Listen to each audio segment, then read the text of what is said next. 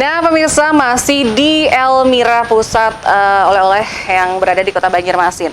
Ternyata di sini juga disediakan berbagai macam pajangan, salah satunya yang merupakan ciri khas lagi-lagi dari Kota Banjarmasin, Kota Seribu Sungai. Seperti yang dilihat di sini ada berbagai macam jukung hias yang biasanya setiap akhir pekan ramai diperlihatkan, tapi karena musim COVID-19 terpaksa wisata Siring ditiadakan untuk sementara. Oke, terima kasih masih bersama Lintas Sepekan. Wakil Ketua DPRD Kota Banjarmasin Haji Muhammad Yamin menyampaikan kritik terhadap keberadaan RPH dan RPU di Basiri Selatan yang sampai sekarang kondisinya dinilai masih terbengkalai. Selain itu, anggota DPRD Kota Banjarmasin M. Natsir mengungkapkan perlunya dilakukan pembenahan rumah potong hewan mengingat kondisinya kurang layak serta banyak dikeluhan warga. Keberadaan rumah potong hewan RPH dan rumah potong unggas RPU di Jalan Tembus Mantuil, Basiri Selatan dinilai kondisinya sekarang ini masih terkesan terbengkalai begitu saja. Apalagi kalau dilihat secara nyata masih di bawah standar yang sudah ditetapkan, termasuk dalam hal aliran pembuangan limbah. Kritik ini disampaikan Wakil Ketua DPRD Kota Banjarmasin HM Yamin saat berada di gedung DPRD Kota beberapa waktu lalu.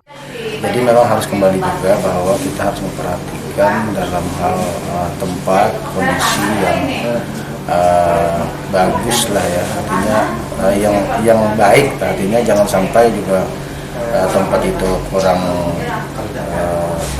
standar, di bawah standar lah ya, di bawah standar. Kalau kita menilai itu di bawah standar, jadi memang harus lebih ditingkatkan lagi, artinya menyesuaikan aturan atau standar daripada Kementerian Pertanian dan Perikanan kalau salah itu ya. Jadi harus menyesuaikan standarnya rumah potong itu ya. Kalau kita melihat kondisinya itu sangat riskan.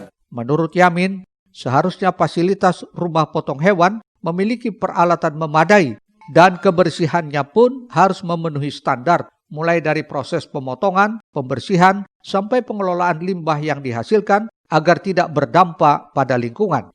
Risna, Banjar TV.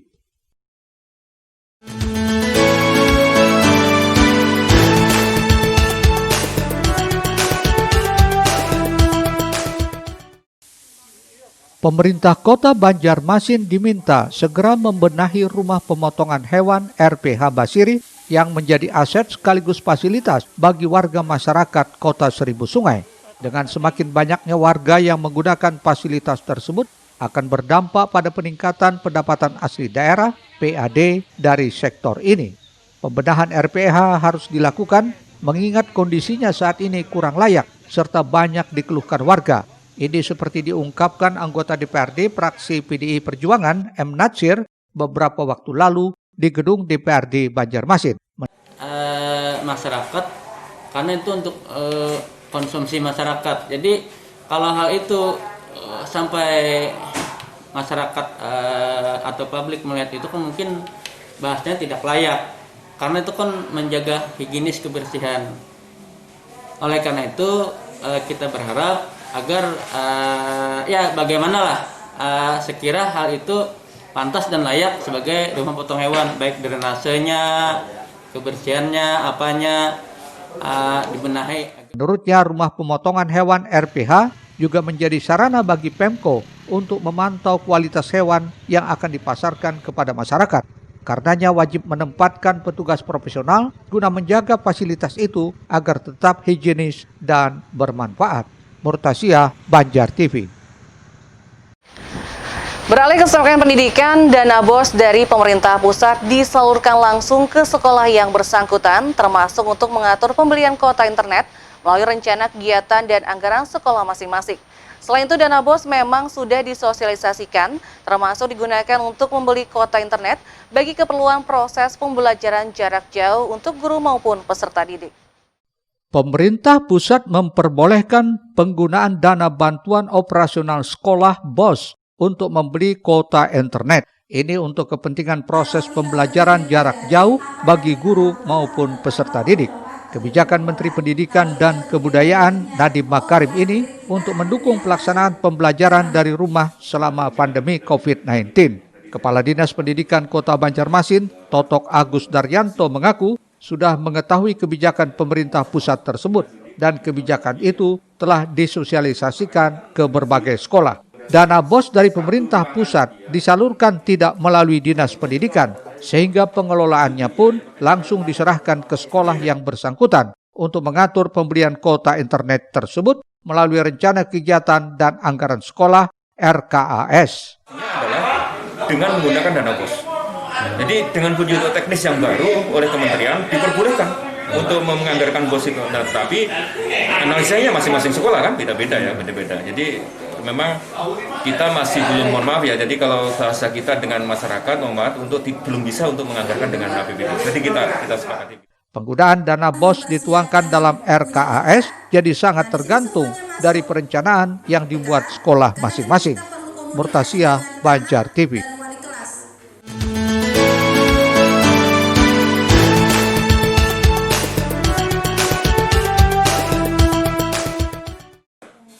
Diperbolehkannya menggunakan dana bantuan operasional sekolah BOS memang sudah disosialisasikan, termasuk digunakan untuk membeli kuota internet guna proses pembelajaran jarak jauh bagi guru maupun peserta didik. Menurut Kepala Dinas Pendidikan Kota Banjarmasin, Totok Agus Daryanto, pihak sekolah tidak serta-merta langsung melaksanakan kebijakan itu. Sekolah juga perlu mengkaji lebih lanjut terkait pertanggungjawabannya, mengingat hal ini tergolong kebijakan baru. Sekolah kan masing-masing kan sekarang RKAS-nya, rencana anggaran itu sekolah kan boleh dirubah sekarang. Jadi sekarang ini ada perubahan RKAS karena memang juknisnya boleh. Jadi juknis dari kementerian tentang BOS itu boleh digunakan untuk pembiayaan khusus. Cuman yang dikendalakan kendala kan gini kan, kemampuan sekolah. Nah, ya laporan yang pertama, laporan jumlah duitnya berapa sekolah. Kalau muridnya sedikit, itu yang menjadi masalah gitu. Kesulitannya, pihak sekolah perlu menganalisa terlebih dahulu, kemudian mempertanggungjawabkan dananya. Apalagi selama ini, sekolah juga belum pernah memiliki pengalaman mengelola dana untuk ketersediaan pulsa. Murtasia, Banjar TV.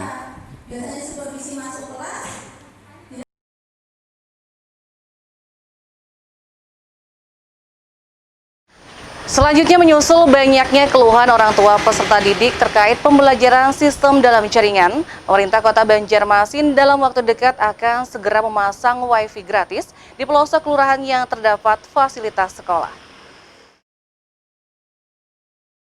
Selama pandemi COVID-19, proses belajar mengajar di Banjarmasin dilakukan secara dalam jaringan, daring atau online. Saat proses pembelajaran tersebut berlangsung, sering menuai keluhan dari para orang tua peserta didik lantaran harus menyediakan kuota internet cukup besar guna menyelesaikan tugas yang diberikan guru. Menyusul keluhan tersebut, pemerintah Kota Banjarmasin segera akan memasang WiFi gratis.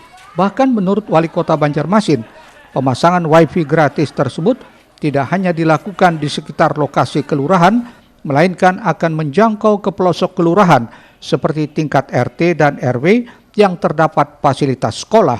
Rencananya pemasangan WiFi gratis atau program RT RW Net ini akan diuji coba terlebih dahulu di 8 titik di wilayah padat penduduk, di antaranya Kelurahan Kelayan, Sungai Andai, Teluk Dalam, dan Kampung Melayu. Pulsa habis, kuota habis, nah, makanya ditawarkanlah program diawali dengan dana CSR. Ini program CSR dari beberapa provider. Lalu kemudian ini ditaruh nanti di RT RW setempat atau di sekolah terdekat. Karena asumsinya dengan pola zonasi, satu sekolah itu kan muridnya pasti di sekitar sekolahnya saja.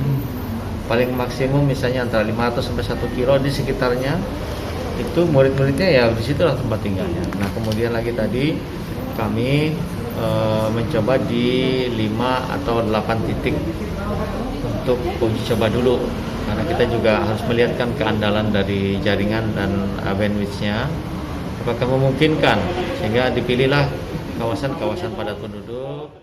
Ibnu berharap melalui program ini dapat membantu mengatasi keluhan para orang tua peserta didik yang selama ini kesulitan menyediakan kuota untuk fasilitas belajar anaknya. Muhail, Banjar TV. Oke, pemirsa, langsung saja saya akan menyeberang ke seberang sana yang pastinya ke Irma Sasirangan. Oke, selanjutnya kita simak jelang HUT RI ke-75 seleksi Paskibra setelah pariwara berikut.